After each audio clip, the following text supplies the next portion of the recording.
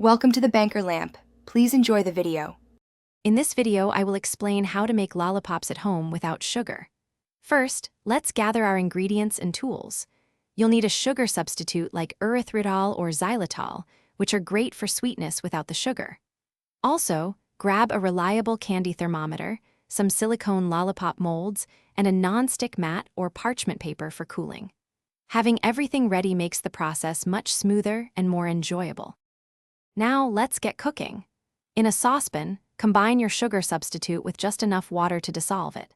Heat this mixture slowly over medium heat, stirring occasionally until the substitute fully dissolves.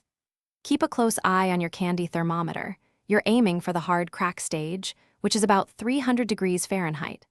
Once it reaches this temperature, remove it from the heat and quickly stir in your favorite flavorings and a few drops of food coloring. With your flavored mixture ready, it's time to shape those lollipops. Carefully pour the hot liquid into your silicone molds. Work quickly but precisely, filling each cavity. Immediately after pouring, insert a lollipop stick into the center of each filled mold, twisting slightly to ensure it's well-coated and secure.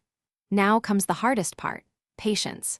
Let your lollipops cool completely and harden for at least 30 minutes, or until they are firm to the touch. Once your lollipops are completely cool and hard, it's time to free them from their molds. Gently pop each one out. Silicone molds make this super easy. To keep them fresh and prevent stickiness, store your delicious, sugar-free lollipops in an airtight container at room temperature. They'll last for several weeks, offering a delightful, guilt-free treat whenever you crave something sweet.